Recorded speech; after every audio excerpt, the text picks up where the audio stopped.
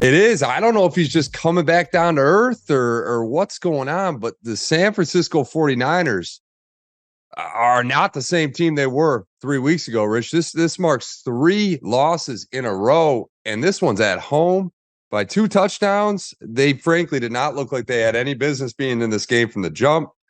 Brock Purdy with a crucial interception down in the red zone. Richard, I got to know, is this San Francisco team still are they still legitimate contenders in the NFC right now? It's not looking like it, Mitchell. It's not. I want them to be so bad, and they have been the beginning of the season. But this Steve Wilks defense, and that's all I can point to because these are the same culprits that have been number one in the league. This is the same Nicholas John Bosa, who's Defensive Player of the Year. These are the same All Pros, All Pro Fred. Eric Armstead had 2 sacks today, but then you get Javon Hargrave. But how are you doing so terrible with this? Joe Burrow only had 4 incompletions on the game, Mitchell. 4 incompletions on the game. He threw for 3 touchdowns, 134.8 passer rating, almost perfect. Jamar Chase had 10 catches for 100 yards and a touchdown. Joe Mixon went off for 87 yards on 16 carries. The 2 interceptions we talked about, and we didn't even talk about the fumble at the end. Mitchell, I don't know what's going on with him. I'm sure Kyle doesn't know. I would say, Kyle's definitely not on any kind of hot seat, but Steve Wilks, it may be time to turn the defense over to somebody else because he is not getting the job done. And that's pretty evident. It was evident earlier in the season, but you kind of try to overlook it and say, hey, maybe it's just a game, maybe it's just the Browns. And, he had a couple mishaps, but then you get the Minnesota game where he runs 0 with 16 seconds to go. And you're like,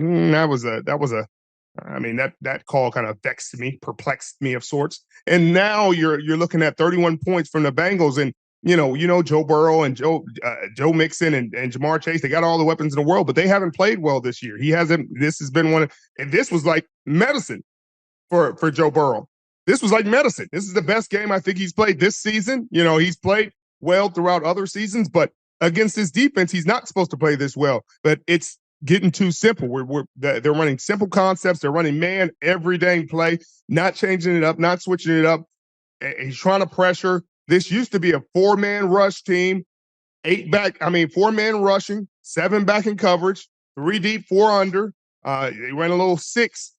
They ran a little bit of man pressure, but I'm sure Kyle Shanahan, you talked about him being in the meetings last week, and I'm sure he's going to be in the meetings this week. And I wouldn't be surprised if they relieve Steve Wilks of his play calling duties because of how this went.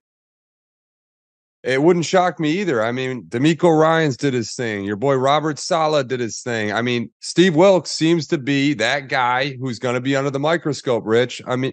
You said it. Not a whole lot has changed. Yeah, the 49ers are battling a little bit of turmoil injury-wise. Deebo Samuel not being part of that offense is starting to be noticeable, right? They don't have that safety outlet, a guy who can break a couple tackles, make some big plays, pick up some crucial first downs. This team seems a little stagnant. They look mortal. They look extremely beatable right now, and we've seen it. We didn't talk about it a ton, but that Minnesota Viking game last week, Rich, you are not used to seeing those big plays. Jordan Addison, 60-plus yard bombs. That's stuff has not existed against the San Francisco 49er defense over the last several years. And we're seeing it time and time again. Jamar Chase, 10 receptions, 100 yards. They're used to shutting guys like this down, and they're just not doing it. I am for one concerned, Rich.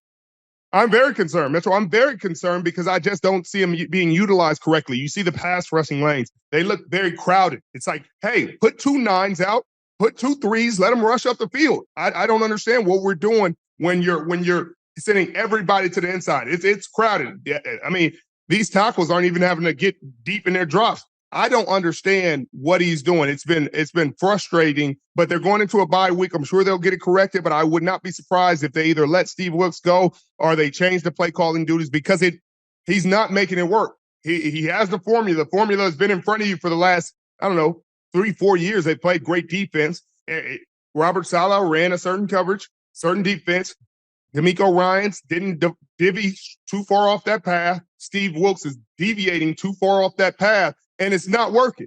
It's not working at all. And so something has to change. Obviously, the Brock Purdy interception in the red zone was huge. He's making colossal mistakes that he wasn't making before, and he was getting away with it. He threw for 365, but a lot of those were garbage yards at the end. I don't know. I don't know. Christian McCaffrey has kind of come back to earth. He had 5 carries for 12 carries, 54 yards, 6 receptions for 64 yards and touchdown, 17 games straight with a touchdown, an NFL record, tying the NFL record. But they got a lot of things to fix, and I don't know how to. Well, I know how to fix it, Mitchell. I know what the defense should look like. I know what you should be calling. I don't know why he's not calling. It's not that hard. Don't let your pride get in the way of a good season. I'm sure Kyle's about to be in those meetings saying, "Hey, throw your playbook away.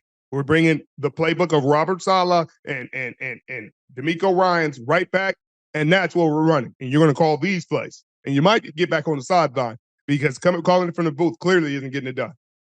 I tell you what, they might want to make a call to the guy I'm looking at right now, and that's Richard Sherman, to revitalize this defensive unit. Because, Rich, I tell you what, tell me, if you were called upon to be the defensive coordinator for this team, what adjustments would you make tomorrow going into next week? I mean, they're on bye. A bye week could not come at a better time for them.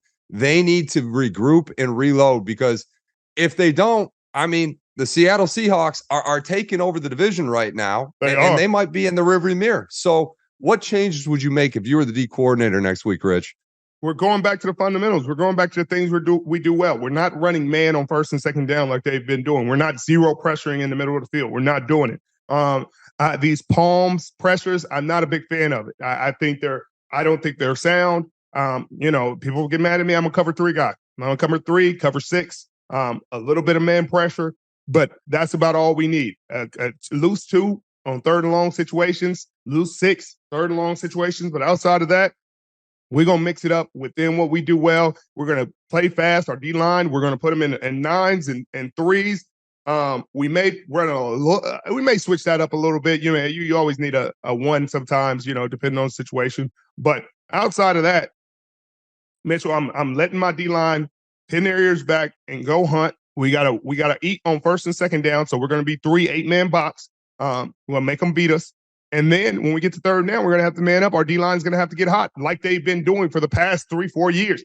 And for you to take them out of that, for you to sit there and run games and stunts and do all these other things instead of just ears back, go get to the quarterback like these guys have specialized in for the last, 3-4 years, is weird. It's weird, and I think Kyle Shanahan has had enough. I think this is the straw that's going to break the camel's back. There's going to be changes next week, I would imagine. Well, before we leave this game, Rich, are the Bengals back? Because they sure look like it. They looked really good, Mitchell. They looked really good offensively, defensively. Sam Hubbard, Trey Hendrickson looked really good. In the secondary, they looked really good. They had tight coverage. But, Logan Wilson played well. Jermaine Pratt had an interception. And you got to give them credit. So, they looked really good. They looked back. They beat a really good San Francisco team. And that division looks wide open. I mean, obviously, Baltimore won this week, but it's going to be tight. It's going to be tight. The Browns were in it, and their record was similar to Cincinnati's, and they lost to Seattle in a very tight ball game. So this AFC North is going to be a dogfight coming down to the end.